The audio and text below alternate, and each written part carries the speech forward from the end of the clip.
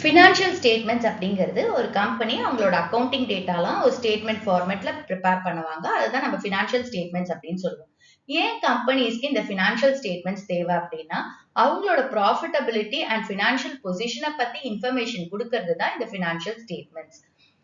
கம்பெனிஸோட financial statements அப்படின்றது அதோட balance sheet, statement of profit and loss, notes to accounts and cash flow statement. So balance sheet, statement of profit and loss, notes to accounts, cash flow statement நம்ம financial statements of a company அப்படின்னு சொல்லுவோம். Balance sheet அப்படின்றது ஒரு particular டேட்ல அந்த company கிட்ட எவ்வளவு assets இருக்கு, ஈக்விட்டி அண்ட் லயபிலிட்டிஸ் இருக்கு அப்படிங்கறத காட்டுறது தான் balance sheet. So balance sheet வந்து ஒரு பர்டிகுலர் டேட்ல அந்த கம்பெனியோட ஃபினான்ஷியல் பொசிஷனை பத்தி சொல்லும்.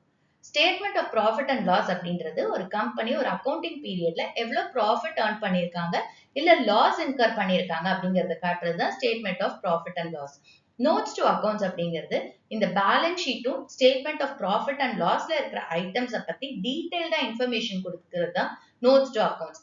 ஸோ பேலன்ஸ் ஷீட்டுக்கும் ஸ்டேட்மெண்ட் ஆஃப் ப்ராஃபிட் அண்ட் லாஸுக்கும் ஒரு சப்போர்ட்டிவ் ஸ்டேட்மெண்டா இருக்கிறது தான் notes to accounts. Cash flow statement அப்படிங்கிறது ஒரு அக்கௌண்டிங் பீரியட்ல எவ்வளவு கேஷ் இன்ஃப்ளோஸ் வந்துச்சு, எவ்வளவு கேஷ் அவுட்ஃப்ளோஸ் போச்சு அதை ரெக்கார்ட் பண்றது தான் வந்துட்டு கேஷ் ஃப்ளோ ஸ்டேட்மெண்ட். ஸோ இந்த ஃபினான்ஷியல் ஸ்டேட்மெண்ட்ஸ் எல்லாம் கம்பெனிஸ்க்கு ஏன் யூஸ்ஃபுல்லா இருக்கு, அவங்களோட ஃபினான்ஷியல் பொசிஷன் அண்ட் ப்ராஃபிட்டபிலிட்டியை பத்தி அவங்க தெரிஞ்சுக்க முடியும். ஓகே, ஸோ இப்போ ஒரு கம்பெனி இருக்காங்க, அந்த கம்பெனி வந்து ஒரு அசெட் வாங்கணும். இப்ப அந்த அசெட்டை வாங்குறதுக்கு அவங்களுக்கு நிறைய இன்ஃபர்மேஷன் தேவைப்படுது. இப்ப இந்த அசெட்டை வாங்கினா அவங்களுக்கு ப்ராஃபிட்டபிளா இருக்குமா, காஸ்ட் குறையுமா இந்த அசெட்டை வாங்கினா, அடுத்தது இந்த அசெட்ல இருந்து நம்மளுக்கு வந்து இன்வெஸ்ட் பண்ணணும். சோ அப்ப அந்த இன்வெஸ்ட்மெண்ட் ஓகேவா, அந்த அசெட்டுக்கு இப்ப இந்த இன்வெஸ்ட்மெண்ட் ஓகேவா அப்படிங்கிற மாதிரி இவங்க நிறைய இன்ஃபர்மேஷன் அவங்களுக்கு தெரியணும் அந்த அசெட்டை வாங்குறதுக்கு முன்னாடி. அப்ப இந்த இன்ஃபர்மேஷன் எல்லாம் வச்சு அவங்க என்ன செய்வாங்க, ஒரு டிசிஷனுக்கு வருவாங்க. இந்த அசெட்டை வாங்கலாமா வேண்டாமா அப்படிங்கிற ஒரு டிசிஷனுக்கு வருவாங்க. சோ அந்த டைம்ல என்ன பண்ணுவாங்க அப்படின்னா, இந்த மாதிரி ஃபினான்ஷியல் ஸ்டேட்மெண்ட்ஸை டீடைல்டா படிப்பாங்க. அதை தான் நம்ம அனாலிசிஸ் அப்படின்னு சொல்லுவோம். சோ அவங்க என்ன செய்வாங்க, அந்த டைம்ல ஒரு டிசிஷன் எடுக்கிறதுக்கு முன்னாடி இவங்களோட ஃபினான்ஷியல் ஸ்டேட்மெண்ட்ஸை டெப்தா படிப்பாங்க. ஓகே, அப்பதான் அவங்க வந்து ஒரு டிசிஷன் எடுக்க முடியும், இதை செய்யலாமா வேண்டாமாங்கிற ஒரு டிசிஷன் எடுக்க முடியும். சோ இந்த ஃபினான்ஷியல் ஸ்டேட்மெண்ட்ஸை டீடைல்டா படிக்கிறாங்கல்ல, அதை தான் நம்ம ஃபினான்ஷியல் ஸ்டேட்மெண்ட் அனாலிசிஸ் அப்படின்னு சொல்லுவோம். இதை அனலைஸ் பண்றதுக்கு அவங்க சில டூல்ஸ் யூஸ் பண்ணுவாங்க. Like comparative and common size statements, ratio analysis, cash flow statement, fund flow statement, இதை தவிர்த்து ட்ரெண்ட் அனாலிசிஸ்ன்னு இருக்கு. ஓகே, ஸோ இந்த மாதிரி டூல்ஸை யூஸ் பண்ணி இந்த ஃபினான்ஷியல் ஸ்டேட்மெண்ட்ஸ் எல்லாம் டீடைல்டா படிச்சு அவங்க அதுல இருந்து என்ன செய்வாங்க, ஒரு இம்பார்ட்டன்ட் டிசிஷன் எடுக்கிறதுக்கு அவங்க இன்ஃபர்மேஷன் கேதர் பண்ணுவாங்க. ஓகே, இந்த வீடியோல நம்ம ரேஷியோ அனாலிசிஸ் பத்தி பார்க்க போறோம். ரேஷியோ அனாலிசிஸ் அப்படிங்கிறது வந்து ஒரு மேத்தமேட்டிக்கல் எக்ஸ்பிரஷன். இது என்ன குறிக்கும் அப்படின்னா, ரெண்டு இன்டர்டிபெண்டன்ட் ஐட்டம்ஸ், அதாவது ரெண்டு ரிலேட்டட் ஐட்டம்ஸோட ரிலேஷன்ஷிப் எப்படி இருக்கு அப்படிங்கறத காட்டுறது தான் ரேஷியோ. நம்ம சின்ன கிளாஸ்ல எல்லாம் படிச்சிருப்போம், 6th 7th எல்லாம் ரேஷியோ பத்தி. ஓகே, சோ இங்க படிக்கும் போது நம்ம என்ன செய்யறோம், அக்கவுண்டிங் இன்ஃபர்மேஷன் இருக்குல்ல, அதோட நம்ம ரேஷியோஸ் கால்குலேட் பண்ணும்போது அது accounting ratios R ratio analysis அப்படின்னு சொல்றோம். சோ அக்கவுண்டிங் ரேஷியோஸ்ங்கிறது இந்த பேலன்ஸ் ஷீட் ஐட்டம்ஸோ இல்ல ஸ்டேட்மெண்ட் ஆஃப் ப்ராஃபிட் அண்ட் லாஸோ இந்த மாதிரி ஃபினான்ஷியல் ஸ்டேட்மெண்ட்ஸ்ல இருந்து ஏதாவது ரெண்டு ரிலேட்டட் ஐட்டம்ஸ் எடுத்து அதோட ரிலேஷன்ஷிப் எப்படி இருக்கு அப்படிங்கறத நம்ம ரேஷியோ ஃபார்ம்ல கொடுத்தா அதை நம்ம ரேஷியோ அனாலிசிஸ் இல்ல அக்கவுண்டிங் ரேஷியோஸ் அப்படின்னு சொல்லுவோம். இந்த ரேஷியோ எப்படி எக்ஸ்பிரஸ் பண்ணலாம் அப்படின்னா, பியூர் ரேஷியோவா கொடுக்கலாம். தட் இஸ் 2:1, 1:1 அப்படின்னு சொல்லுவோம் இல்லையா, அது பியூர் ரேஷியோ. அப்படி இல்லைன்னா இதை பெர்சன்டேஜ்ல சொல்லலாம், 5%, 10% அந்த மாதிரி பெர்சன்டேஜ்லயும் எக்ஸ்பிரஸ் பண்ணலாம். இல்ல ஃபிராக்ஷன்ஸ்ல எக்ஸ்பிரஸ் பண்ணலாம். ஃபிராக்ஷன்ஸ் சொல்லும்போது 1/5, 2/5, 3/5 அப்படிலாம் சொல்றோம்ல, அது ஃபிராக்ஷன்ஸ்.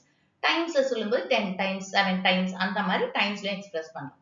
சோ இந்த வீடியோல நம்ம ரேஷியோ அனாலிசிஸ் பத்தி பார்க்க போறோம்.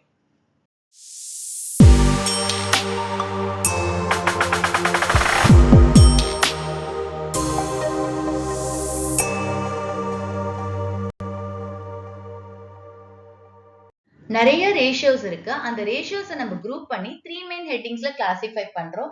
ஒன்னு வந்து ப்ராஃபிட்டபிலிட்டி ரேஷியோ, அடுத்தது turnover or activity ratio, and third one solvency ratio. Profitability ratio அப்படின்றது எந்த ஒரு பிசினஸுக்குமே profit ultimate aim. Okay. So அவங்க ப்ராஃபிட் டர்ன் பண்றதுக்காக தான் பிசினஸே பண்றாங்க. சோ ஒரு ஃபர்ம் வந்து அவங்களோட ரிசோர்ஸஸ எவ்ளோ ஆப்டிமமா யூட்டிலைஸ் பண்ணி மேக்ஸிமம் ப்ராஃபிட் எர்ன் பண்றாங்க. அதுக்கான எபிலிட்டி அவங்களுக்கு இருந்தா அத நம்ம ப்ராஃபிட்டபிலிட்டி அப்படின்னு சொல்லுவோம். டர்ன் ஓவர் ஒரு ஆக்டிவிட்டி ரேஷியோஸ் அப்படிங்கிறத நம்ம பெர்ஃபார்மன்ஸ் ரேஷியோ அப்படின்னும் சொல்லலாம். சோ ஆக்டிவிட்டி ரேஷியோஸ் என்ன ஹைலைட் பண்ணும் அப்படின்னா, ஒரு ஃபர்மோட ஆப்பரேஷனல் எஃபிஷியன்சிய பத்தி இண்டிகேட் பண்ணும். அதாவது ஆப்பரேஷனல் எஃபிஷியன்சி அப்படிங்கிறது அந்த ஃபர்ம் கிட்ட இருக்க ரிசோர்ஸஸ எவ்ளோ எஃபெக்டிவா அவங்க யூஸ் பண்றாங்க. அதை யூஸ் பண்ணி எப்படி அவங்க ப்ராஃபிட் earn பண்றாங்க அப்படிங்கிறது தான் டர்ன் ஓவர் ஒரு ஆக்டிவிட்டி ரேஷியோ. அடுத்தது சால்வென்சி ரேஷியோ. சால்வென்சி ரேஷியோ அப்படின்றது ஒரு ஃபர்மோட ஃபினான்ஷியல் பொசிஷனை இண்டிகேட் பண்ணும்.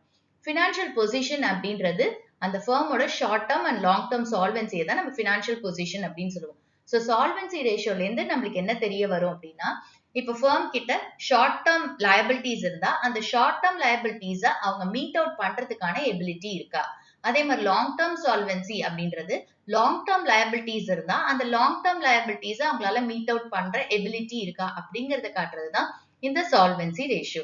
சோ இந்த வீடியோல நம்ம ஃபர்ஸ்ட் ப்ராஃபிட்டபிலிட்டி ரேஷியோஸ் பத்தி பார்க்கலாம். நம்மளுக்கு ப்ராஃபிட்டபிலிட்டி ரேஷியோஸ் கீழே நிறைய ரேஷியோஸ் இருக்கு. அதோட ஃபார்முலா அண்ட் அது பேஸ் பண்ணி நம்ம ப்ராப்ளம்ஸ் அண்ட் சொல்யூஷன்ஸ் பார்க்கலாம். ப்ராஃபிட்டபிலிட்டி ரேஷியோஸ் கீழே வர ரேஷியோஸ் என்னென்னு பார்ப்போம்.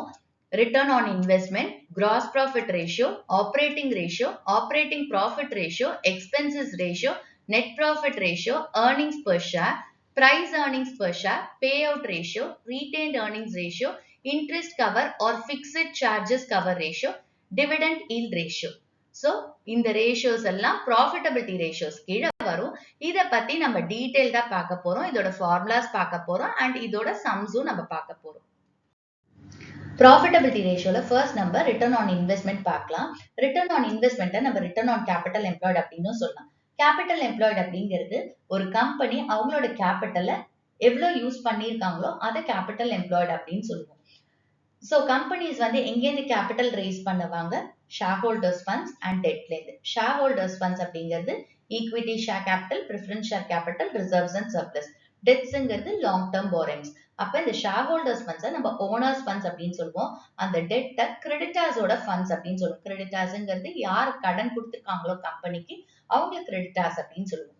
ஸோ இந்த ரிட்டர்ன் ஆன் இன்வெஸ்ட்மெண்ட் வந்து ஒரு கம்பெனியோட ஆபரேஷனல் அண்ட் மேனேஜரல் எஃபிஷியன்சி எப்படி இருக்குங்கிறத மெஷர் பண்ணும். அண்ட் இந்த ஓனர்ஸ் ஃபண்ட்ஸும் கிரெடிட்டார்ஸ் ஃபண்ட்ஸும் எவ்வளவு எஃபிஷியன்டா யூஸ் பண்ணிருக்காங்க அப்படிங்கறத டிட்டர்மைன் பண்றதுக்கு தான் இந்த ரிட்டர்ன் ஆன் இன்வெஸ்ட்மெண்ட். இதோட ஃபார்முலா பார்க்கலாம். Return on investment is equal to operating profit divided by capital employed into 100. Operating profit divided by capital employed into 100. Okay. ஏன்னா இந்த ரேஷியோக்கு பேரு என்னது? Return on investment or return on capital employed. So capital employed denominatorல போடுறோம். மேல operating profit போடுறோம். Into 100 பண்றோம். Into 100 பண்ணும்போது நம்மளுக்கு வர ஆன்சரை வந்து பெர்சன்டேஜ்ல எக்ஸ்பிரஸ் பண்ணுவோம். So இங்க ரேஷியோவை பெர்சன்டேஜ்ல சொல்றோம். ஏன்னா 100ஆல மல்டிப்ளை பண்றோம். ஓகே. இப்போ இந்த ஆப்பரேட்டிங் ப்ராஃபிட்னா என்னன்னு பார்ப்போம். Operating profit is equal to net profit before interest, tax and dividend. அதாவது இன்ட்ரெஸ்ட், டாக்ஸ், டிவிடெண்ட் பே பண்றதுக்கு முன்னாடி இருக்கிற நெட் ப்ராஃபிட்டை தான் நம்ம ஆப்பரேட்டிங் ப்ராஃபிட் அப்படின்னு சொல்லுவோம். கேபிட்டல் எம்ப்ளாயோட ஃபார்முலா பார்க்கலாம். இதுல நம்மளுக்கு நிறைய ஆல்டர்னேட் ஃபார்முலாஸ் இருக்கு. ஃபர்ஸ்ட் ஃபார்முலா வந்து share holders funds plus debt. Share holders ஃபண்ட்ஸ்ங்கிறது ஓனர்ஸ் ஃபண்ட்ஸ். ஓகே. அண்ட் டெட்ஸ்ங்கிறது லாங் டேர்ம் போரிங்ஸ். சோ அது ரெண்டும் சேர்த்தா நம்மளுக்கு கேபிட்டல் எம்ப்ளாய்ட். இப்போ இதுலயே ஆல்டர்னேட் ஃபார்முலா இருக்கு. ஷேர் ஹோல்டர்ஸ் ஃபண்ட்ஸை இன்னும் நம்ம எலாபரேட்டடா சொல்லும் போது equity share capital plus preference share capital plus reserves and surplus plus debts. Okay. அப்போ செகண்ட் ஃபார்முலா என்னது? Equity share capital, preference share capital plus reserves and surplus plus debts. இன்னொரு ஆல்டர்னேட் ஃபார்முலா இருக்கு which is total fixed assets. Capital employed is equal to total fixed assets. எல்லா fixed அசெட்ஸையும் நம்ம add பண்ணா நம்மளுக்கு capital employed கிடைக்கும். Okay. இன்னொரு formula fixed assets plus current assets. Fixed அசெட்ஸையும் கரண்ட் அசெட்ஸையும் ஆட் பண்ணா நம்மளுக்கு கேபிட்டல் எம்ப்ளாய்ட் கிடைக்கும். Okay. And last formula net working capital plus fixed assets. Working கேபிட்டல்ன்றது என்னது? Current assets minus current liabilities. So current assets minus current liabilities plus fixed assets நம்மளுக்கு என்ன கிடைக்கும்? Capital employed. நிறைய பர்பஸஸ்க்கு நம்ம இந்த ரிட்டர்ன் ஆன் இன்வெஸ்ட்மெண்ட்டை கால்குலேட் பண்ணுவோம். அதுல சில பர்பஸ் பார்க்கலாம். ஃபர்ஸ்ட் ஒன் வந்து return on shareholders funds. Shareholders funds அப்படிங்கிறது preference share capital, equity share capital, reserves and surplus சேர்ந்தது தான் ஷேர்ஹோல்டர்ஸ் ஃபண்ட்ஸ். ஸோ இதோட ரிட்டர்னை பத்தி பார்க்க போறோம். அதாவது ஷேர்ஹோல்டர்ஸ் பாயிண்ட் ஆஃப் வியூல அவங்களுக்கு எவ்வளவு ப்ராஃபிட்டபிலிட்டி இருக்கும் அப்படிங்கறத டிட்டர்மைன் பண்றது தான் இந்த ரிட்டர்ன் ஆன் ஷேர்ஹோல்டர்ஸ் ஃபண்ட்ஸ். இதோட ஃபார்முலா பார்க்கலாம். Return on shareholders funds is equal to net profit after interest and tax divided by shareholders funds into 100. Okay, so இப்போ யாரோட ரிட்டர்ன் நம்ம பாக்குறோம்? ஷேர்ஹோல்டர்ஸ் ஃபண்ட்ஸ்ல இருந்து ரிட்டர்ன் பாக்குறோம். அப்ப இந்த ஷேர்ஹோல்டர்ஸ் ஃபண்ட்ஸ் டினாமினேட்டர்ல போடுங்க. ஓகே, நியூமரேட்டர்ல net profit after interest and tax. Shareholders funds அதாவது ஷேர்ஹோல்டர்ஸ்க்கு எப்ப ரிட்டர்ன் கொடுப்பாங்க? நெட் ப்ராஃபிட்ல இருந்து இன்ட்ரெஸ்டும் டாக்ஸும் போக மிச்சம் எவ்வளவு நெட் ப்ராஃபிட் இருக்கோ அதுல தான் அவங்களுக்கு வந்து டிவிடெண்ட் பே பண்ணுவாங்க. சோ அதனால net profit after interest and tax divided by shareholders funds into 100. So இங்க 100 ஆல மல்டிப்ளை பண்ணும்போது நம்மளோட ரேஷியோவை பெர்சன்டேஜ்ல எக்ஸ்பிரஸ் பண்ணுவோம். அடுத்தது return on equity shareholders funds or return on equity or return on net worth. இது வந்து ஷேர்ஹோல்டர்ஸ் ஃபண்ட்ஸ். இதுல வந்து பிரெஃபரன்ஸ் ஷேர் ஹோல்டர்ஸும் வருவாங்க, அதே மாதிரி ஈக்விட்டி ஷேர் ஹோல்டர்ஸும் வருவாங்க. இந்த இடத்துல நம்ம ஸ்பெசிஃபிக்கா ஈக்விட்டி ஷேர் ஹோல்டர்ஸ் ஃபண்ட்ஸோட ரிட்டர்ன் பாக்குறோம். இதை நம்ம வந்து ரிட்டர்ன் ஆன் ஈக்விட்டின்னு சொல்லலாம், ரிட்டர்ன் ஆன் நெட்வொர்க் அப்படின்னு சொல்லலாம். அதாவது ஈக்விட்டி ஷேர் ஹோல்டர்ஸ்க்கு எவ்வளவு ரிட்டர்ன் கிடைக்குங்கிறத சிக்னிஃபை பண்றது தான் இந்த return on equity share holders funds. இதோட ஃபார்முலா வந்து return on equity share holders funds is equal to net profit after interest, tax and preference dividend divided by equity shareholders funds into 100.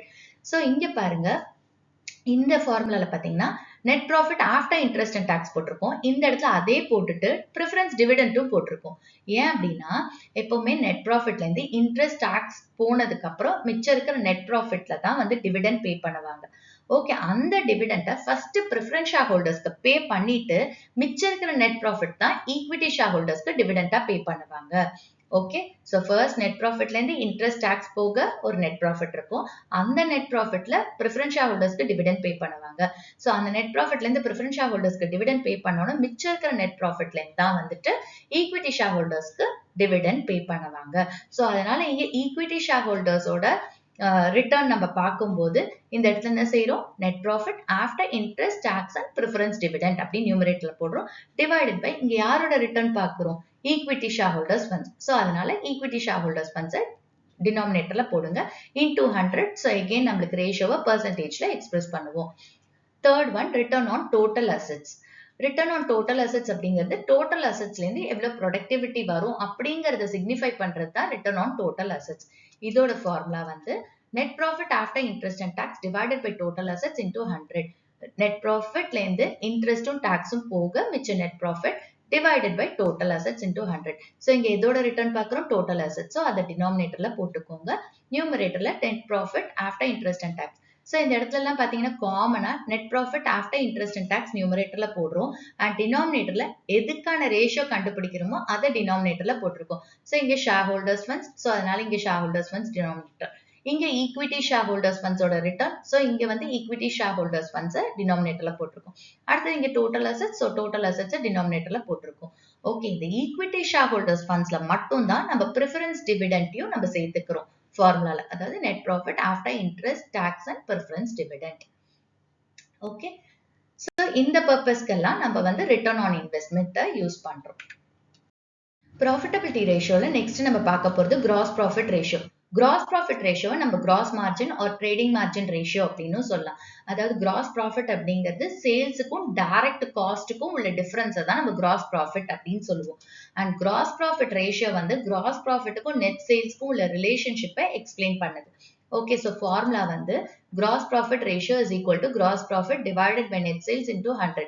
So இங்க பார்த்தோம் gross profit ratio வந்து gross ப்ராஃபிட்டுக்கும் net சேல்ஸ்க்கும் உள்ள ரிலேஷன்ஷிப்பை சொல்லுது. சோ கிராஸ் ப்ராஃபிட் நியூமரேட்டர்ல போடுறோம், டினாமினேட்டர்ல net sales into 100. நம்மளுக்கு சேல்ஸ்ல இருந்து தான் ப்ராஃபிட் வரும் இல்லையா? சோ அதனால கிராஸ் ப்ராஃபிட் நியூமரேட்டர்ல போடுங்க, நெட் சேல்ஸ் டினாமினேட்டர் போடுங்க. நெட் சேல்ஸ் அப்படிங்கிறது சேல்ஸ் மைனஸ் சேல்ஸ் ரிட்டர்ன், அதுதான் நெட் சேல்ஸ். எகைன் இங்கேயும் நம்மளுக்கு ரேஷியோவை பெர்சன்டேஜ்ல எக்ஸ்பிரஸ் பண்ணுவோம், ஏன்னா இன்டூ 100 பண்றோம். சோ இங்க கிராஸ் ப்ராஃபிட் ரேஷியோ கால்குலேட் பண்றோம். கிராஸ் ப்ராஃபிட்னு சொல்லும்போது அதை நியூமரேட்டர்ல போடுங்க. Gross profit divided by gross profit எதுல இருந்து வரும்? நம்மளுக்கு ப்ராஃபிட்ங்கிறதே சேல்ஸ் இருந்தாதான். So divided by net sales into 100. Okay, இப்ப இது ஒரு ட்ரேடிங் P&L அக்கவுண்ட். இப்ப இந்த ட்ரேடிங் அக்கவுண்ட்ல பாருங்க, நம்மளுக்கு கிராஸ் ப்ராஃபிட் எங்க இருக்கு? டெபிட் சைட்ல இங்க இருக்கு gross profit.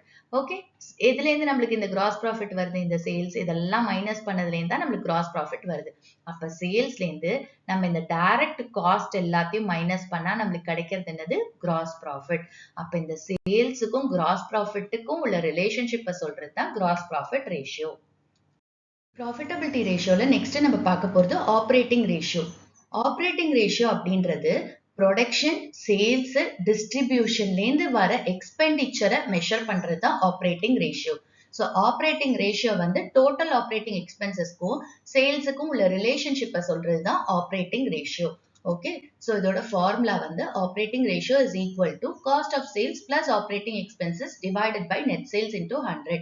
Cost of sales plus operating expenses divided by net sales into 100. So cost of sales எப்படி calculate பண்ணும்? Cost of sales நம்ம cost of goods sold அப்படின்னும் சொல்லலாம். So cost of sales is equal to காஸ்ட்ங்கும் போது நம்மளுக்கு எப்படி கிடைக்கும்? நம்மளுக்கு சேல்ஸ் இருக்கும், ப்ராஃபிட் இருக்கும். சேல்ஸ்ல இருந்து ப்ராஃபிட்டை மைனஸ் பண்ணா நம்மளுக்கு காஸ்ட் கிடைக்கும். இது நம்ம மேக்ஸ்ல படிச்சிருக்கோம் இல்லையா? ஸோ அதே மாதிரி cost of sales is equal to sales minus gross profit. இங்க என்ன ப்ராஃபிட்டை மைனஸ் பண்றோம்? Gross profit. ஸோ சேல்ஸ்ல இருந்து கிராஸ் ப்ராஃபிட்டை மைனஸ் பண்ணா நம்மளுக்கு காஸ்ட் ஆஃப் சேல்ஸ் கிடைக்கும். ஓகே, ஆப்ரேட்டிங் எக்ஸ்பென்சஸ் எப்படி கிடைக்கும் அப்படின்னா administrative expenses plus selling and distribution expenses add பண்ணா நம்மளுக்கு ஆப்ரேட்டிங் எக்ஸ்பென்சஸ் கிடைக்கும். ஆப்ரேட்டிங் எக்ஸ்பென்சஸ் அப்படிங்கிறது ரெகுலர் பிசினஸ் ஆக்டிவிட்டிலேருந்து இன்கர் ஆகிற எக்ஸ்பென்சஸை நம்ம ஆப்ரேட்டிங் எக்ஸ்பென்சஸ் அப்படின்னு சொல்லுவோம். So administrative expenses office expenses அப்படின்னு சொல்லலாம். And selling and distribution expenses இது ரெண்டுத்தையும் ஆட் பண்ணா நம்மளுக்கு ஆப்ரேட்டிங் எக்ஸ்பென்சஸ் கிடைக்கும். நெட் சேல்ஸ் அப்படின்றது sales minus sales return. Okay, so formula என்னது? ஆப்ரேட்டிங் ரேஷியோக்கு cost of sales plus operating expenses divided by net sales into 100. So நம்மளுக்கு வர ரேஷியோவை பர்சன்டேஜ்ல எக்ஸ்பிரஸ் பண்ணுவோம், ஏன்னா 100ஆல மல்டிப்ளை பண்றோம். ஸோ இங்க பாருங்க, இது ட்ரேடிங் அண்ட் P&L அக்கௌண்ட். இங்க வந்து நம்ம first cost of sales calculate பண்றதுக்கு இந்த சேல்ஸ்ல இருந்து கிராஸ் ப்ராஃபிட்டை மைனஸ் பண்ணா நம்மளுக்கு காஸ்ட் ஆஃப் சேல்ஸ் கிடைக்கும். இதுதான் cost of goods sold. Okay, அடுத்தது ஆப்ரேட்டிங் எக்ஸ்பென்சஸ் அப்படின்றது இந்த administrative expenses, selling and distribution expenses, P&L அக்கௌண்ட்ல போடுறோம்ல, இதெல்லாம் நம்ம ஆப்ரேட்டிங் எக்ஸ்பென்சஸ் அப்படின்னு சொல்லுவோம். ஸோ இது ரெண்டுத்தையும் ஆட் பண்ணா நம்மளுக்கு ஆப்ரேட்டிங் எக்ஸ்பென்சஸ் கிடைக்கும். ஓகே, ஸோ இதுதான் ஆப்ரேட்டிங் ரேஷியோ. ப்ராஃபிட்டபிலிட்டி ரேஷியோல நெக்ஸ்ட் நம்ம பார்க்க போறது operating profit ratio. Operating profit ratio வந்து ஒரு ஃபர்மோட ஆப்ரேஷனல் எஃபிஷியன்சி எப்படி இருக்குன்னு காட்டும். அதே மாதிரி ஒரு மேனேஜ்மெண்ட் எவ்வளவு எஃபிஷியன்ட்டா அவங்களோட ரொட்டீன் ஆப்ரேஷன்ஸை கேரி அவுட் பண்றாங்கிறத மெஷர் பண்றது தான் இந்த operating profit ratio. Operating profit ரேஷியோட formula operating profit divided by sales into 100. Operating profit divided by sales into 100. So இங்க என்ன ரேஷியோ கால்குலேட் பண்றோம்? Operating profit. ஸோ ஆப்ரேட்டிங் ப்ராஃபிட்டை நியூமரேட்டர்ல போடுங்க. ப்ராஃபிட்னு சொல்லும்போது எங்கேருந்து வரும்? நம்மளுக்கு சேல்ஸ்ல இருந்து. So operating profit divided by sales into 100. 100ன்னு சொல்லும்போது நம்மளுக்கு ஆன்சர் வந்து பெர்சன்டேஜ்ல வரும். ஸோ ரேஷியோவை இங்க பெர்சன்டேஜ்ல எக்ஸ்பிரஸ் பண்ணுவோம். இப்போ இந்த ஆப்ரேட்டிங் ப்ராஃபிட் எப்படி கால்குலேட் பண்ணுவோங்கிறது பார்க்கலாம். Operating profit is equal to net profit plus non operating expenses minus non operating incomes. Okay, so net ப்ராஃபிட்டோட நான் ஆப்ரேட்டிங் எக்ஸ்பென்சஸ் ஆட் பண்ணுங்க, நான் ஆப்ரேட்டிங் இன்கம் மைனஸ் பண்ணுங்க, ஆப்ரேட்டிங் ப்ராஃபிட் கிடைக்கும். Non operating expenses அப்படிங்கிறது regular business ஆக்டிவிட்டிலேருந்து incur ஆகாத expenses தான் நம்ம நான் ஆப்ரேட்டிங் எக்ஸ்பென்சஸ் அப்படின்னு சொல்லுவோம். அதே மாதிரி நான் ஆப்ரேட்டிங் இன்கம்ங்கிறது ரெகுலர் பிசினஸ் ஆக்டிவிட்டிஸ்லேருந்து வராத இன்கம் தான் நம்ம நான் ஆப்ரேட்டிங் இன்கம் அப்படின்னு சொல்லுவோம். இதுக்கு இன்னொரு ஃபார்முலாவும் இருக்கு. இந்த ஆப்ரேட்டிங் ப்ராஃபிட்டை கால்குலேட் பண்றதுக்கு gross profit minus operating expenses. Okay, already operating எக்ஸ்பென்சஸோட ஃபார்முலா பார்த்தோம். ஓகே, ஸோ அதை வச்சு நம்ம ஆப்ரேட்டிங் எக்ஸ்பென்சஸை கால்குலேட் பண்ணிடலாம். ஸோ கிராஸ் ப்ராஃபிட்ல இந்த ஆப்ரேட்டிங் எக்ஸ்பென்சஸை மைனஸ் பண்ணா நம்மளுக்கு ஆப்ரேட்டிங் ப்ராஃபிட் கிடைக்கும். இதுதான் ஆப்ரேட்டிங் ப்ராஃபிட் ரேஷியோ. ப்ராஃபிட்டபிலிட்டி ரேஷியோல அடுத்த ரேஷியோ எக்ஸ்பென்சஸ் ரேஷியோ. எக்ஸ்பென்சஸ் ரேஷியோவை நம்ம supporting ratio to operating ratio அப்படின்னு சொல்லலாம். Supporting ratio to operating ratio. Okay, expenses ratio என்ன காட்டும் அப்படின்னா ஒரு ஃபர்ம் வந்து எவ்வளோ எக்ஸ்பெண்டிச்சரை சேவ் பண்றாங்க இல்ல வேஸ்ட் பண்றாங்க அப்படிங்கறத காட்டுறது தான் இந்த expenses ratio. And expenses ratio வந்து ஒரு ஃபர்ம் எவ்வளோ எஃபிஷியன்ட்டா அவங்களோட ஹோல் பிசினஸ் ஆக்டிவிட்டிஸையும் கேரி அவுட் பண்றாங்கிறத காட்டுறது தான் இந்த எக்ஸ்பென்சஸ் ரேஷியோ. ஸோ இதோட ஃபார்முலா வந்து particular expense divided by net sales into 100. So இப்போ நம்மளுக்கு எந்த எக்ஸ்பென்ஸோட ரேஷியோ கேட்குறாங்களோ அந்த எக்ஸ்பென்ஸை நம்ம நியூமரேட்டர்ல போடணும், divided by net sales into 100. Okay, இப்போ வந்து நம்மளுக்கு அட்மினிஸ்ட்ரேஷன் எக்ஸ்பென்சஸோட ரேஷியோ கேட்குறாங்கன்னா administration expenses divided by net sales into 100 அப்படின்னு போடுவோம். இதுதான் எக்ஸ்பென்சஸ் ரேஷியோ. ப்ராஃபிட்டபிலிட்டி ரேஷியோல நெக்ஸ்ட் நம்ம பார்க்க போறது net profit ratio. Net profit ரேஷியோவை நம்ம net profit to sales ratio அப்படின்னு சொல்லலாம். ஸோ இது வந்து ஷேர் ஹோல்டர்ஸோட இன்வெஸ்ட்மெண்ட்ல எவ்வளவு ரிட்டர்ன் வருங்கிறத இண்டிகேட் பண்றது தான் இந்த net profit ratio. Okay, so owners point of வியூல இந்த மேனேஜ்மெண்ட் எவ்வளவு எஃபிஷியன்ட்டா அவங்களோட பிசினஸை சக்சஸ்ஃபுல்லா எடுத்துட்டு போறாங்க அப்படிங்கறத மெஷர் பண்றது தான் இந்த net profit ratio. Net profit ரேஷியோட ஃபார்முலா வந்து net profit after tax divided by net sales into 100. So net ப்ராஃபிட்னு எடுத்துக்கும் போது net profit after tax divided by net sales into 100. Okay, so into 100 பண்ணும்போது நம்ம ரேஷியோவை வந்து பெர்சன்டேஜ்ல எக்ஸ்பிரஸ் பண்ணுவோம். ஓகே, ஸோ இங்க வந்து நெட் ப்ராஃபிட் ஆஃப்டர் டாக்ஸ் எடுத்துக்கிறோம். அதாவது நெட் ப்ராஃபிட் கால்குலேட் பண்ணி அதுலேருந்து நம்ம டாக்ஸை மைனஸ் பண்ணா நம்மளுக்கு நெட் ப்ராஃபிட் ஆஃப்டர் டாக்ஸ் கிடைக்கும். So net profit after tax divided by net sales. Net சேல்ஸ்ன்னு சொல்லும்போது sales minus sales return. So net profit after tax is equal to net profit minus provision for tax. இத minus பண்ணா நம்மளுக்கு net profit after tax கிடைக்குது. Okay, இப்போ இங்க பாருங்க trading and P&L account. P&L அக்கவுண்ட்ல நம்மளுக்கு net profit கிடைக்குது. இந்த net profitல இருந்து நம்ம provision for tax மைனஸ் பண்ணா நம்மளுக்கு net profit after tax கிடைக்கும். Okay, divided by net sales. Net salesங்கிறது sales minus sales return into 100. So நம்மளுக்கு வர ரேஷியோவை பெர்சன்டேஜ்ல எக்ஸ்பிரஸ் பண்ணுவோம். ப்ராஃபிட்டபிலிட்டி ரேஷியோல நெக்ஸ்ட் நம்ம பார்க்க போறது earnings per share. ஈக்விட்டி ஷேர்ஸோட மார்க்கெட் பிரைஸை டிட்டர்மைன் பண்றதுக்கு இந்த ரேஷியோ ஹெல்ப்ஃபுல்லா இருக்கும். அதே மாதிரி ஒரு கம்பெனி அவங்களோட ஈக்விட்டி ஷேர் ஹோல்டர்ஸ்க்கு டிவிடெண்ட் பே பண்றதுக்கான கெப்பாசிட்டி அந்த கம்பெனிக்கு இருக்கா அப்படிங்கறத கண்டுபிடிக்க இந்த earnings per share யூஸ் பண்ணிக்கலாம். ஸோ ஃபார்முலா வந்து earnings per share, in short அது EPS சொல்லுவோம், is equal to net profit after tax and preference dividend divided by number of equity shares. Okay, so நியூமரேட்டர்ல என்ன போடுறோம்? நெட் ப்ராஃபிட்ல இருந்து டாக்ஸும் preference டிவிடெண்டும் போக மிச்சம் இருக்கிற net profit divided by number of equity shares. So இங்க யாரோட பத்தி பேசுறோம்? ஈக்விட்டி ஷேர்ஸோட earnings per share பேசுறோம். அப்போ ஈக்விட்டி ஷேர் ஹோல்டர்ஸ்க்கு நெட் ப்ராஃபிட்ல இருந்து ப்ரிஃபரன்ஸ் ஷேர் ஹோல்டர்ஸ்க்கு டிவிடெண்ட் பே பண்ணதுக்கு அப்புறம் மிச்சம் இருக்கிற நெட் ப்ராஃபிட்ல இருந்தா ஈக்விட்டி ஷேர் ஹோல்டர்ஸ்க்கு டிவிடெண்ட் பே பண்ணுவாங்க. ஸோ அதனால நெட் ப்ராஃபிட்ல இருந்து டாக்ஸும் ப்ரிஃபரன்ஸ் டிவிடெண்டும் போக மிச்சம் இருக்கிற net profit divided by number of equity shares. இந்த net profit after tax and preference dividend எப்படி calculate பண்ணணும்னு பார்க்கலாம். net profit minus provision for tax minus preference dividend. இந்த preference dividend எப்படி calculate பண்ணுவோம் அப்படின்னா preference share capital into rate of dividend divided by 100. preference share capital அதாவது preference shares கொடுத்திருப்பாங்க questionல. அதுக்கு முன்னாடி அந்த preferenceக்கு முன்னாடி ஒரு percentage கொடுத்திருப்பாங்க. அதுதான் rate of dividend. Okay, so preference share capital into rate of dividend divided by 100 நம்மளுக்கு preference dividend கிடைக்கும். Okay, number of equity shares எப்படி calculate பண்ணுவோம்? Equity share capital divided by equity price per share. Equity share capital இருந்து நம்ம என்ன பண்றோம்? Equity price per share divide பண்ணா நம்மளுக்கு number of equity shares கிடைக்கும். அது இந்த denominatorல போட்டுக்கலாம். Profitability ratioல next நம்ம பார்க்க போறது price earnings ratio.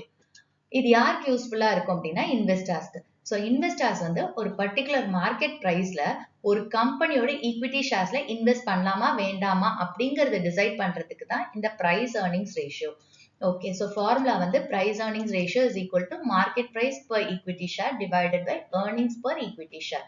Market price per equity share divided by earnings per equity share. ப்ராஃபிட்டபிலிட்டி ரேஷியோல நெக்ஸ்ட் நம்ம பார்க்க போறது pay out ratio. Pay out ratio அப்படின்றது ஒரு கம்பெனியோட ஃபினான்ஷியல் பாலிசி எப்படி இருக்கு, அவங்க அந்த டிவிடெண்ட் பே பண்றதோட ஃபினான்ஷியல் பாலிசி எப்படி இருக்கு அதை பத்தி சொல்றது தான் இந்த ரேஷியோ. ஸோ ஃபார்முலா வந்து pay out ratio is equal to equity dividend divided by net profit after tax and preference dividend into 100. Equity டிவிடெண்ட்டை நியூமரேட்டர்ல போடுறோம். ஏன்னா இங்க பே அவுட்னா என்ன பே பண்ணுவாங்க ஷேர் ஹோல்டர்ஸ்க்கு? Dividend. So equity dividend divided by net profit after tax and preference dividend into 100. இல்லனா இன்னொரு ஃபார்முலா இருக்கு. Dividend per equity share divided by earnings per equity share into 100.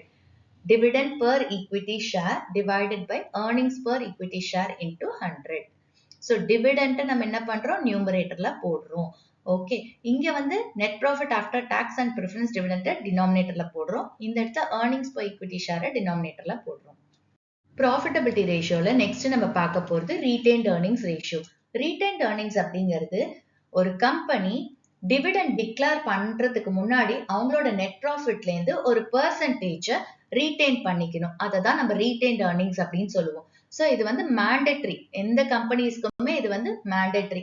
So அவங்க வந்து டிவிடெண்ட் டிக்ளேர் பண்றதுக்கு முன்னாடி net ப்ராஃபிட்ல இருந்து ஒரு பெர்சன்டேஜ ரீடைன் பண்ணிக்கணும். இந்த ரீடைன்ட் ஏர்னிங்ஸ் அப்படிங்கிறது வந்து ஒரு பிசினஸோட எக்ஸ்பான்ஷன் அதோட growthக்கு ரொம்ப இம்பார்ட்டன்ட். ஓகே, சோ ஒரு கம்பெனி அவங்களோட கரண்ட் இயர் ப்ராஃபிட்ஸ்ல இருந்து எவ்வளவு போர்ஷன் ஆஃப் ப்ராஃபிட்ஸை ரீடைன் பண்றாங்க அப்படிங்கறத காட்டுறது தான் இந்த ரீடைன்ட் ஏர்னிங்ஸ் ரேஷியோ.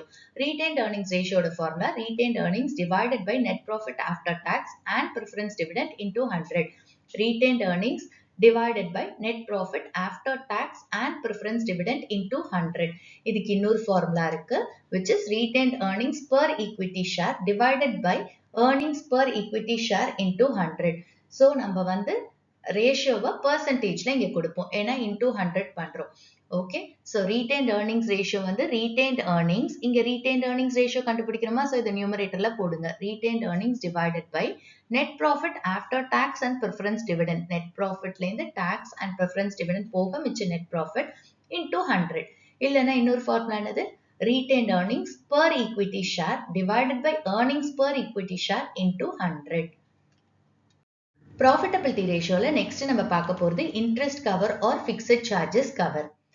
இப்ப கம்பெனிஸ் வந்து லாங் டர்ம் பாரோயிங்ஸ்க்கு போறாங்க அப்படின்னா, பாரோயிங்ஸ்னா என்னது, கடன். சோ அந்த லாங் டர்ம் பாரோயிங்ஸ்க்கு போறாங்கன்னா அதுக்கு இன்ட்ரெஸ்ட் பே பண்ணும். அப்ப அந்த கம்பெனிஸ்க்கு அந்த இன்ட்ரெஸ்ட்ங்கிறது கமிட்மெண்ட் ஆயிடுது.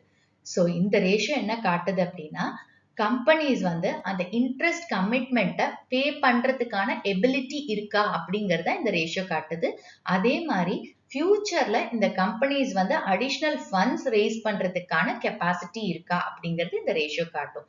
இதோட ஃபார்முலா வந்துட்டு interest cover is equal to net profit before interest and tax divided by fixed interest charges. net profit before interest and tax divided by fixed interest charges.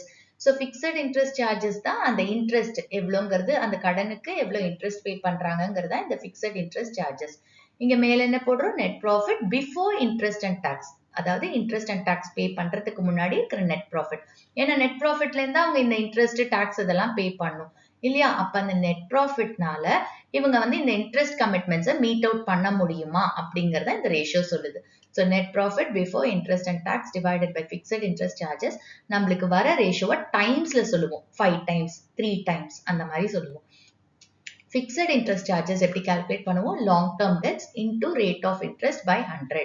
Okay, அதாவது கடன் வாங்குறாங்கல்ல, லாங் டர்ம் பாரோயிங்ஸ் வாங்குறாங்க, அது into rate of interest by 100 நம்மளுக்கு fixed interest charges கிடைக்கும்.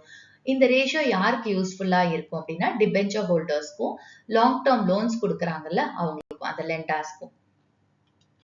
Profitability ரேஷியோல last ratio dividend yield ratio. Dividend yield ratio வந்து இன்வெஸ்டர்ஸ்க்கு ரொம்ப இம்பார்ட்டன்ட். ஏன்னா அவங்க தான் வந்து டிவிடெண்ட் இன்கம்ல இன்ட்ரெஸ்டடா இருக்காங்க. ஏன்னா இன்வெஸ்டர்ஸ் வந்து கம்பெனியோட ஷேர்ஸ்ல இன்வெஸ்ட் பண்ண போறாங்க. ஸோ கம்பெனி வந்து அவங்களுக்கு டிவிடெண்ட் பே பண்ண போறாங்க. ஸோ இன்வெஸ்டர்ஸை பொறுத்த வரைக்கும் அந்த டிவிடெண்ட்ங்கிறது அவங்களுக்கு income. So investors point of வியூல இந்த ரேஷியோ ரொம்ப இம்பார்ட்டன்ட். இதோட ஃபார்முலா வந்து dividend yield ratio is equal to dividend per share divided by market price per share into 100. Okay, dividend per share divided by market price per share into 100 நம்மளுக்கு வர வேல்யூவை பெர்சன்டேஜ்ல express பண்ணுவோம். Profitability ரேஷியோஸோட எல்லா ratios and அதோட formulas பார்த்தோம். இப்போ இந்த profitability ratio base பண்ணி நம்ம சம்ஸ் பார்க்கலாம். First sum, Aruna brothers furnish the following details for the year 2007. Sales 2 lakh rupees, cost of production 80,000 rupees, opening stock of finished goods 50,000 rupees, closing stock of finished goods 31,000 rupees, sales return 20,000 rupees. Calculate gross profit ratio. Okay, நம்ம இங்க gross profit ratio calculate பண்ணோம். gross profit ratio formula என்னது, gross profit divided by net sales into 100. இப்போ இங்க பாருங்க, உங்களுக்கு gross profit கொடுத்திருக்காங்களா, கொடுக்கல. net sales கொடுத்திருக்காங்களா, இங்க sales கொடுத்திருக்காங்க, sales return கொடுத்திருக்காங்க. so salesல இருந்து sales return மைனஸ் பண்ணா நம்மளுக்கு net sales கிடைக்கும். ஆனா gross profit கொடுக்கல. நம்ம இப்ப gross profit calculate பண்ணோம். so gross profit is equal to net sales minus cost of goods sold. Okay, cost of goods சோல்டுங்கிறது என்னது, net sales minus gross profit. அப்போ கிராஸ் ப்ராஃபிட் கண்டுபிடிக்கணும்னா net sales minus cost of goods sold நம்மளுக்கு gross profit கிடைக்கும். Net sales எப்படி calculate பண்ணுவோம், sales minus sales return நம்மளுக்கு net sales கிடைக்கும். ஸோ 2 lakhs minus 20,000, 1,80,000 நம்மளோட நெட் சேல்ஸ். இப்போ நெட் சேல்ஸ் கிடைச்சிச்சு. காஸ்ட் ஆஃப் குட்ஸ் சோல்ட் எப்படி கால்குலேட் பண்ணுவோம், cost of goods sold is equal to cost of production plus opening stock of finished goods minus closing stock of finished goods. Cost of production plus opening stock of finished goods minus closing stock of finished goods நம்மளுக்கு cost of goods sold கிடைக்கும். Okay, so இப்போ வந்து cost of production எவ்வளோ 80,000 rupees plus opening stock வந்து 50,000 rupees minus closing stock 31,000 rupees. So 80,000 plus 50,000 minus 31,000 99,000 rupees நம்மளோட cost of goods sold. இப்போ இங்கே substitute பண்ணிக்கலாம். சேல்ஸ் நெட் சேல்ஸ் வந்து 1,80,000 minus 99,000 cost of goods sold நம்மளுக்கு கிடைக்கிறது 81,000 rupees which is gross profit. இப்போ gross profit calculate பண்ணிட்டோம். இப்போ gross profit இங்க substitute பண்ணிக்கலாம். net sales நம்ம calculate பண்ணிட்டோம் 1,80,000. அதையும் substitute பண்ணி into 100 பண்ணா நமக்கு gross profit ratio கிடைக்கும். So gross profit வந்து 81,000 divided by 1,80,000 into 100 which is 45%. ஏன்னா இங்க 100 ஆல multiply பண்றதுனால percentageல express பண்றோம். Second sum, Suman Limited furnished the following information for the quarter ending 30th September 2007. Calculate net profit ratio. Sales 5 lakh rupees, gross profit 2,60,000 rupees, administrative expenses 50,000 rupees, selling expenses 40,000 rupees, financial expenses 20,000 rupees, dividend received 20,000 rupees, preliminary expenses 5,000 rupees, provision for income tax 15,000 rupees. நம்ம net profit ratio calculate பண்ணோம். Net profit ratio formula net profit after tax divided by net sales into 100.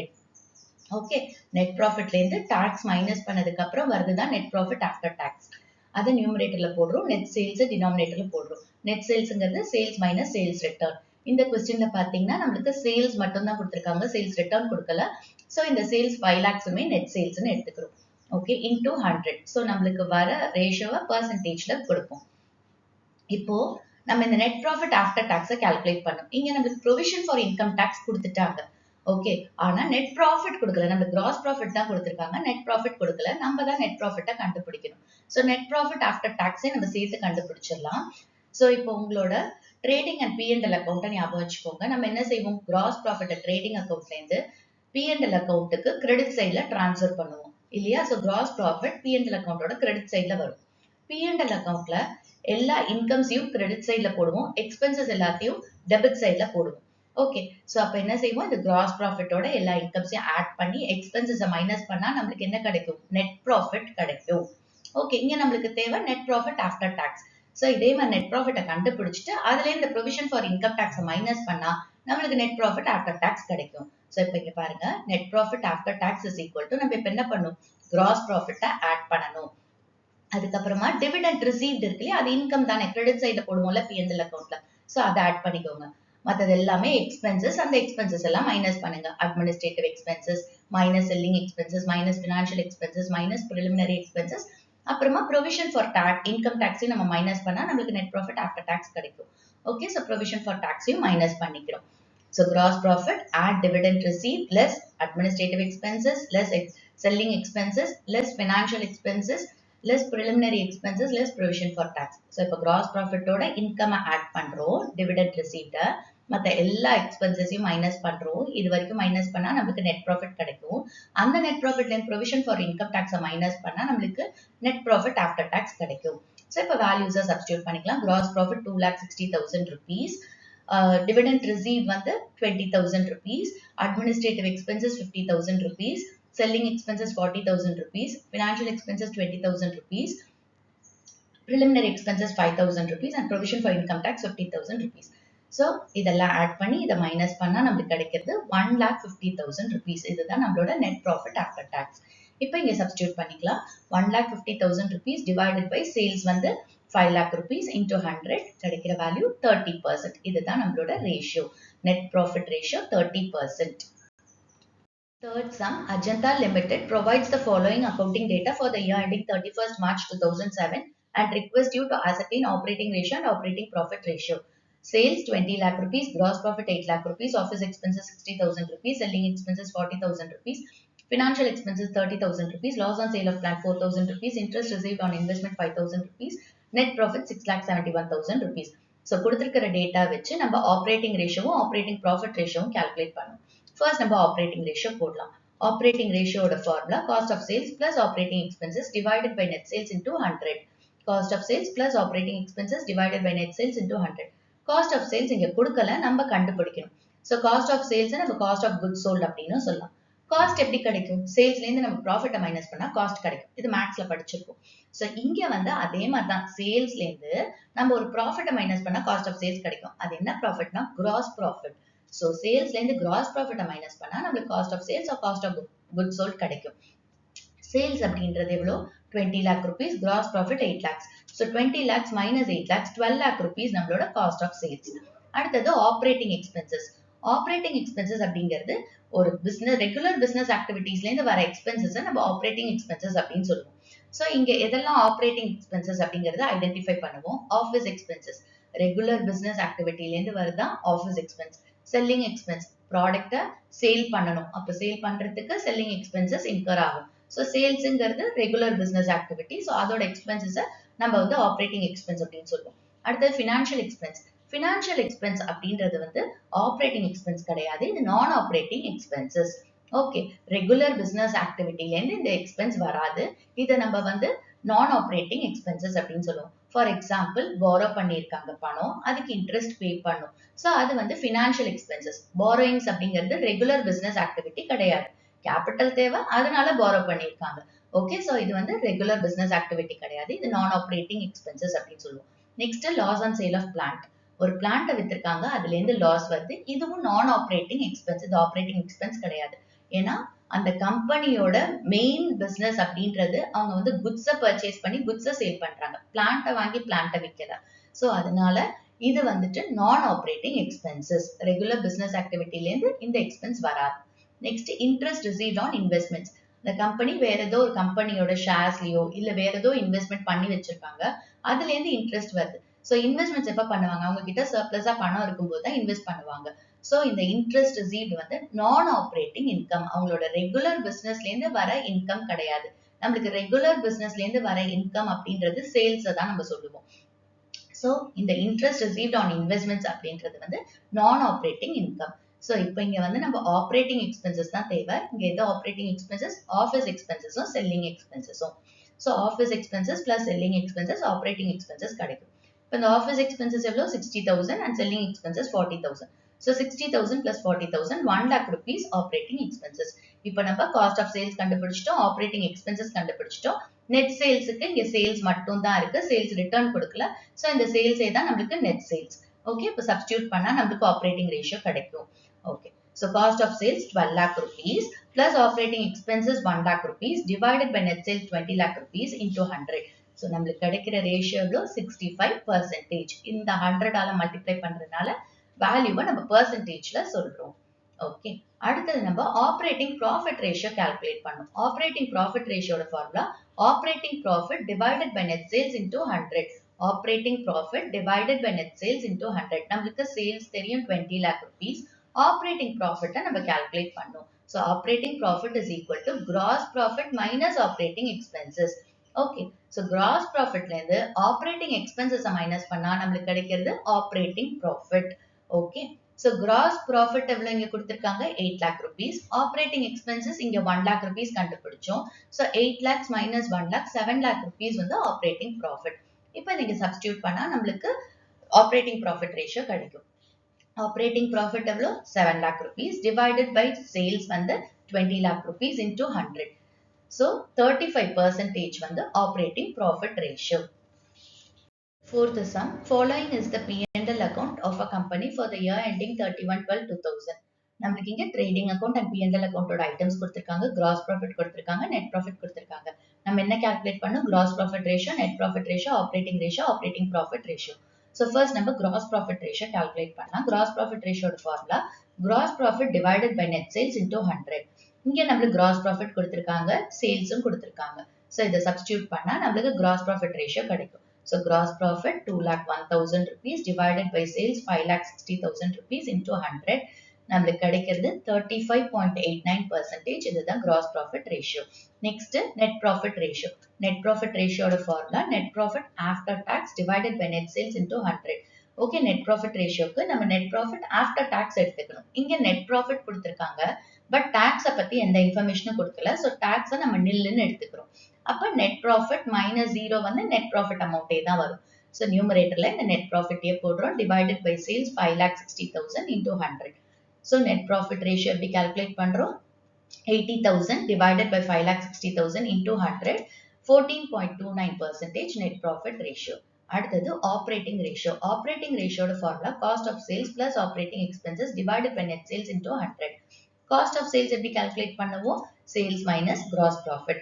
So sales இங்க இருக்கு 5,60,000 minus gross profit 2,01,000 rupees. நம்மளுக்கு கிடைக்கிறது 3,59,000 rupees. இதுதான் cost of sales. அடுத்தது operating expenses calculate பண்ணும். இப்போ இங்க பாத்தீங்கன்னா நம்மளுக்கு ஆப்ரேட்டிங் எக்ஸ்பென்சஸ்ங்கிறது என்னது? ரெகுலர் பிசினஸ் ஆக்டிவிட்டில இருந்து இன்கர் ஆகிற எக்ஸ்பென்ஸ் தான் நம்ம ஆப்ரேட்டிங் எக்ஸ்பென்ஸ் அப்படின்னு சொல்லுவோம். அப்படி பார்த்தா நம்மளுக்கு administrative expenses, selling and distribution expenses. அடுத்து நான் ஆப்ரேட்டிங் எக்ஸ்பென்சஸ் கொடுத்திருக்காங்க. நான் ஆப்ரேட்டிங் எக்ஸ்பென்சஸ் நம்ம எடுத்துக்க மாட்டோம். ஸோ நம்மளுக்கு தேவை என்னது? Operating expenses. அப்போ அட்மினிஸ்ட்ரேட்டிவ் எக்ஸ்பென்சஸும் செல்லிங் அண்ட் டிஸ்ட்ரிபியூஷன் எக்ஸ்பென்சஸும் தான் எடுத்துக்கணும். So operating expenses is equal to administrative expenses plus selling and distribution expenses. Administrative expenses 20,000 plus selling and distribution expenses 89,000. நம்மளுக்கு 1,09,000 கிடைக்குது. இதுதான் operating expenses. இப்போ இதை இந்த ஃபார்முலால சப்ஸ்டிட்யூட் பண்ணலாம். Cost of sales 3,59,000 rupees plus operating expenses 1,09,000 rupees divided by 5,60,000 sales into 100. So 83.52% வரும். இது operating ratio. Next, operating profit ratio. Operating profit ratio ஓட formula operating profit divided by net sales into 100. Operating profit divided by net sales into 100.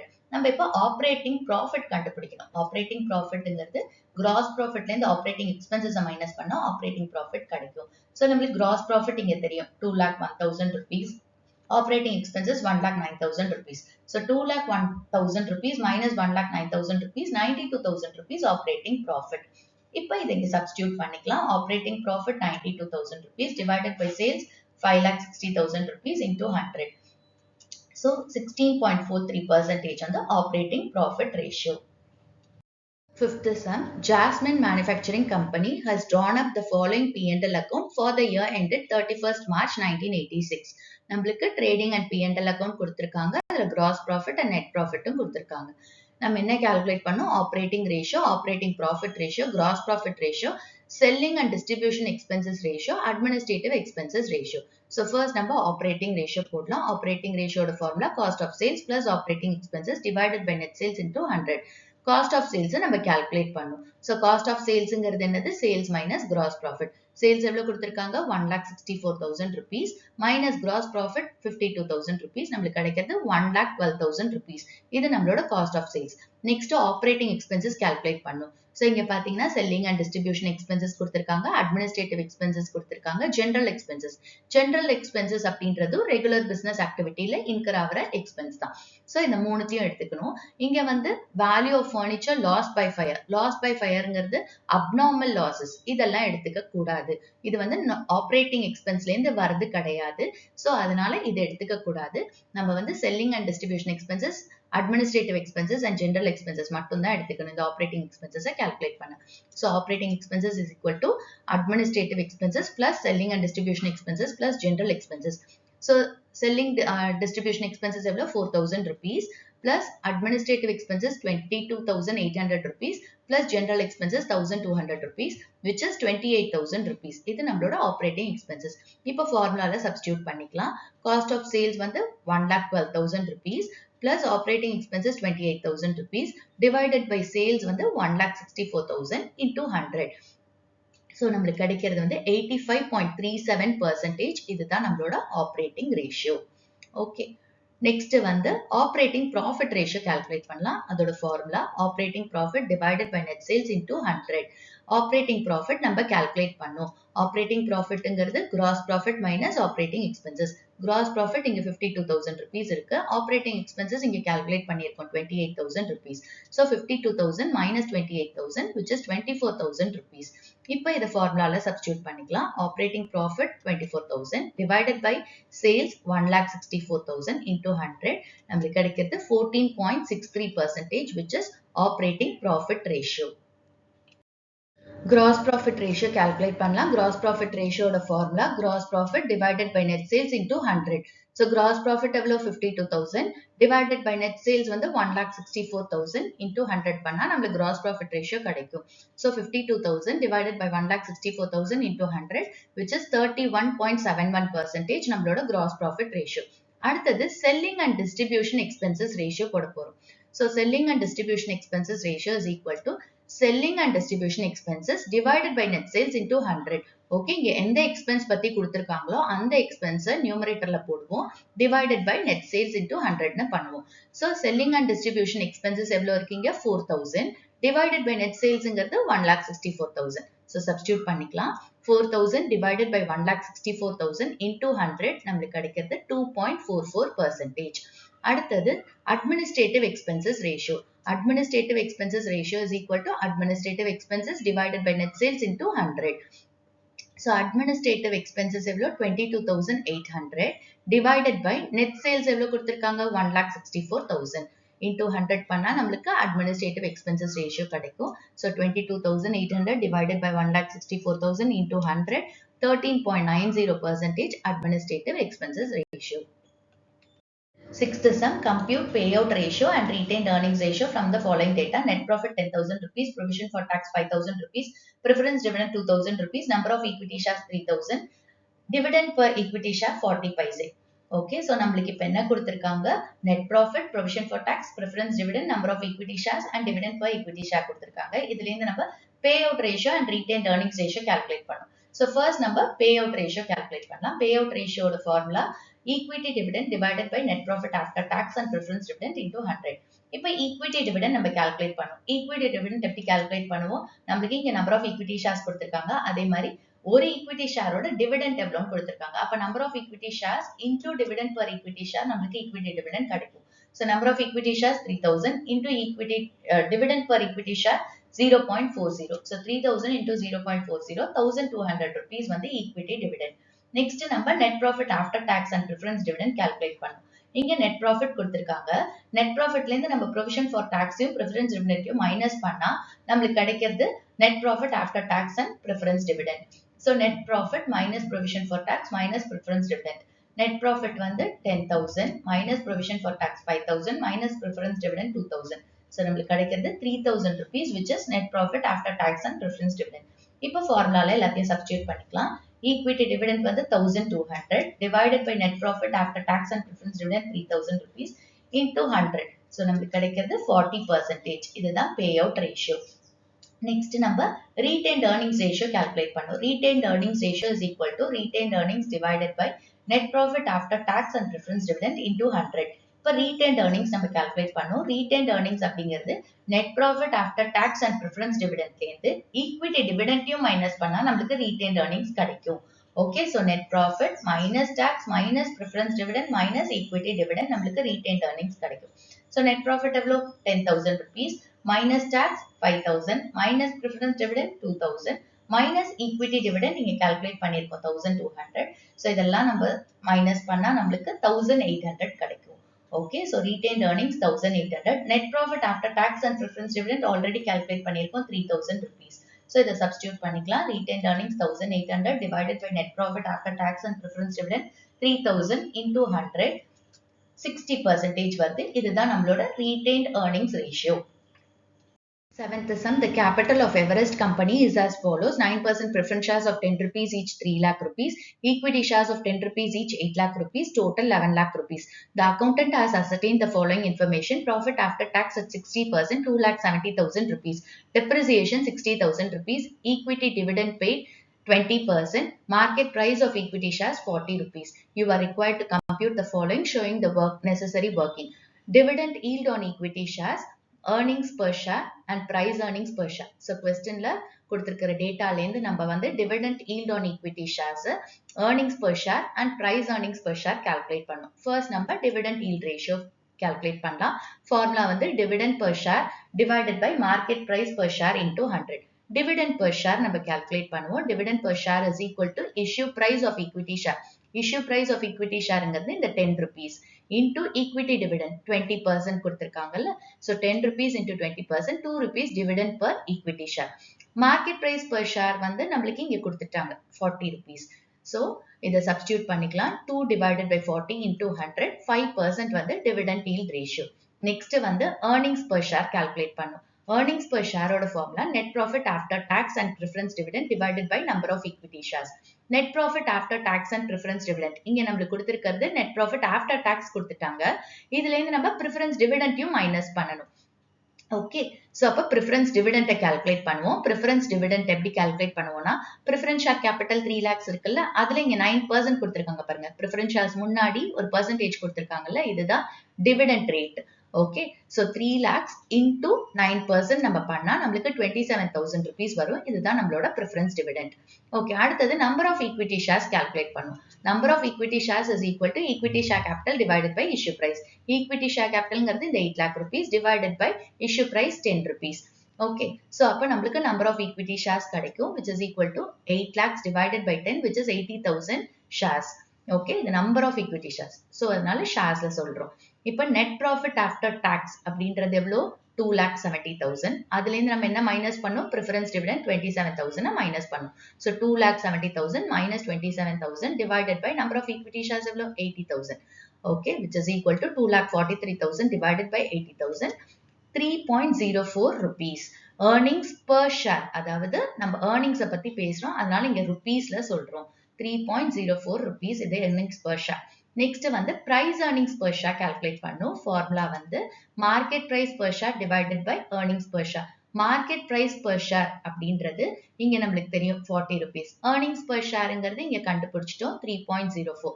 so 40 divided by 3.04 which is 13.16 rupees. இதுதான் price earnings per share.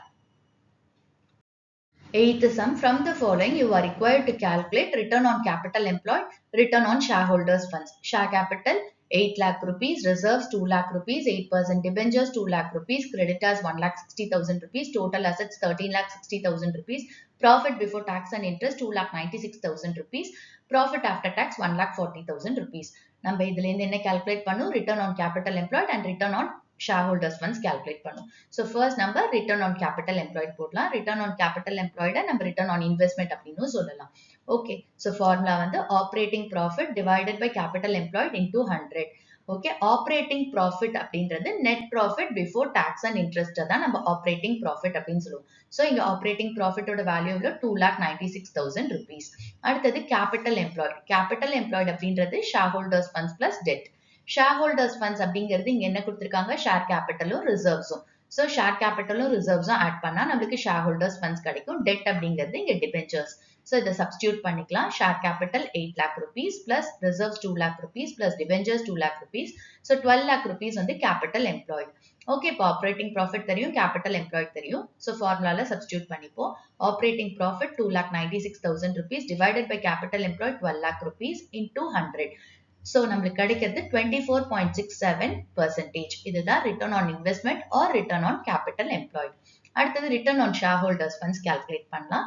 formula வந்து net profit after interest and tax divided by shareholders funds into 100. net profit after interest and tax எடுத்துக்கணும். நம்மளுக்கு இங்க profit after tax கொடுத்துட்டாங்க. Okay, so அப்ப நம்மளுக்கு டைரக்டா net profit after interest and tax தெரியும். shareholders funds calculate பண்ணுவோம். shareholders fundsங்கிறது share capital and reserves. so share capital எவ்வளவு கொடுத்திருக்காங்க? 8 lakhs plus reserves 2 lakhs. so 10 lakhs இருக்கு. இப்ப shareholders funds தெரியும், net profit after interest and tax தெரியும். substitute பண்ணிக்கலாம். net profit after interest and taxங்கிறது 1,40,000 rupees divided by shareholders funds 10 lakh rupees into 100. so 14% return on shareholders funds. So இந்த வீடியோல நம்ம ratio அனாலிசிஸ்ல profitability ரேஷியோஸோட எல்லா ratios அதோட formulas பார்த்தோம். அதுக்கப்புறமா அந்த ப்ராஃபிட்டபிலிட்டி ரேஷியோஸ்ல வர ரேஷியோஸோட சம்ஸையும் நம்ம பார்த்தோம். ஹோப் உங்களுக்கு இந்த வீடியோ யூஸ்ஃபுல்லா இருந்திருக்கும்னு நினைக்கிறேன். தேங்க்ஸ் ஃபார் வாட்சிங் த வீடியோ.